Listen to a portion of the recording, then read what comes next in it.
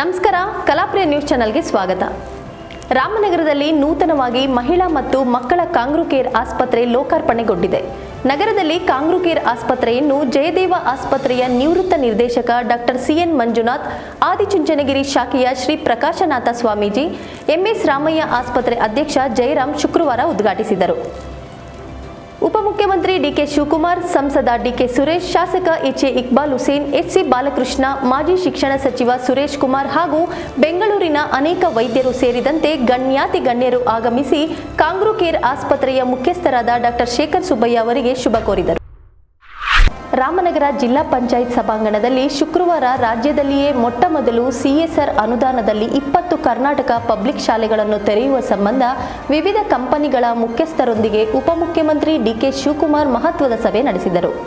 ಜಿಲ್ಲಾ ಉಸ್ತುವಾರಿ ಸಚಿವ ರಾಮಲಿಂಗಾರೆಡ್ಡಿ, ಸಂಸದ ಡಿಕೆ ಸುರೇಶ್, ಶಾಸಕರಾದ ಇಕ್ಬಾಲ್ ಹುಸೇನ್, ಎಚ್ಸಿ ಬಾಲಕೃಷ್ಣ, ಶ್ರೀನಿವಾಸ್, ಜಿಲ್ಲಾಧಿಕಾರಿಗಳು, ಸಿಇಒ, ಎಸ್ಪಿ ಮತ್ತಿತರರು ಸಭೆಯಲ್ಲಿ ಇದ್ದರು. ಲೋಕಸಭೆ ಚುನಾವಣೆ ಹಿನ್ನೆಲೆಯಲ್ಲಿ ಮೈತ್ರಿ ಅಭ್ಯರ್ಥಿ ಡಾಕ್ಟರ್ ಸಿಎನ್ ಮಂಜುನಾಥ್ ಗೆಲುವಿಗಾಗಿ ರಾಮನಗರದ ಆರ್ವಿಎಸ್ ಕಲ್ಯಾಣ ಮಂಟಪದಲ್ಲಿ ಶುಕ್ರವಾರ ಜೆಡಿಎಸ್ ಮತ್ತು ಬಿಜೆಪಿ ಪ್ರಮುಖರ ಸಭೆ ನಡೆಯಿತು. ವಿಧಾನ ಪರಿಷತ್ ಸದಸ್ಯ ಸಿಪಿ ಯೋಗೇಶ್ವರ್, ಕೆಎಸ್ಐಸಿ ಮಾಜಿ ಅಧ್ಯಕ್ಷ ಗೌತಮ್ ಗೌಡ, ಜೆಡಿಎಸ್ ಜಿಲ್ಲಾಧ್ಯಕ್ಷ ಎ ಮಂಜುನಾಥ್, ಬಿಜೆಪಿ ಜಿಲ್ಲಾಧ್ಯಕ್ಷ ಆನಂದ್ ಸ್ವಾಮಿ ಸೇರಿದಂತೆ ನೂರಾರು ಮುಖಂಡರು, ಕಾರ್ಯಕರ್ತರು ಸಭೆಯಲ್ಲಿ ಭಾಗಿಯಾಗಿದ್ದರು.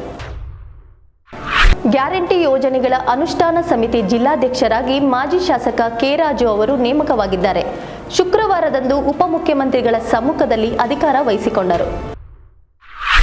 ತಾಲೂಕು ಪಿಎಲ್ಡಿ ಬ್ಯಾಂಕ್ ಕಾಂಗ್ರೆಸ್ ಪಾಲಾಗಿದ್ದು, ಅಧ್ಯಕ್ಷರಾಗಿ ಯು ನರಸಿಂಹಯ್ಯ, ಉಪಾಧ್ಯಕ್ಷರಾಗಿ ವಿನೋದ ಕೆ ಪಾಟೀಲ್ ಅವಿರೋಧವಾಗಿ ಆಯ್ಕೆಯಾದರು. ನೂತನ ಅಧ್ಯಕ್ಷ, ಉಪಾಧ್ಯಕ್ಷರನ್ನು ನಿರ್ದೇಶಕರು, ಪಕ್ಷದ ಮುಖಂಡರು ಹಾಜರಿದ್ದು ಅಭಿನಂದಿಸಿದರು. ಟೊಯೋಟಾ ಮೋಟಾರ್ಸ್ ಕಾರ್ಪೊರೇಷನ್ ಜಪಾನ್ ನಿಯೋಗ ಚನ್ನಪಟ್ಟಣದ ಶ್ರೀ ಹೊಂಬೇಗೌಡ ಐಟಿಐ ಕಾಲೇಜಿಗೆ ಭೇಟಿ ನೀಡಿದ್ದು, ನಿಯೋಗದ ಅಧಿಕಾರಿಗಳು ಸಂಸ್ಥೆಯ ಎಲ್ಲಾ ವಿಭಾಗಗಳನ್ನು ವೀಕ್ಷಿಸಿ ತರಬೇತಿಯ ಗುಣಮಟ್ಟದ ಕಾರ್ಯಚಟುವಟಿಕೆಗಳು ಹಾಗೂ ಕಲಿಕಾ ಪರಿಸರದ ಬಗ್ಗೆ ಅಧಿಕಾರಿಗಳು ಮೆಚ್ಚುಗೆ ವ್ಯಕ್ತಪಡಿಸಿದರು. ರಾಮನಗರ ತಾಲೂಕು ಕಚೇರಿಯಲ್ಲಿ ಶಾಸಕ ಎಚ್ಎ ಇಕ್ಬಾಲ್ ಹುಸೇನ್ ಬಡವರಿಗೆ ನಿವೇಶನ ಹಕ್ಕು ಪತ್ರಗಳನ್ನು ವಿತರಣೆ ಮಾಡಿದರು. ನಗರಾಭಿವೃದ್ಧಿ ಪ್ರಾಧಿಕಾರದ ಅಧ್ಯಕ್ಷ ಎಬಿ ಚೇತನ್ ಕುಮಾರ್, ತಹಸೀಲ್ದಾರ್ ತೇಜಸ್ವಿನಿ ಇದ್ದರು.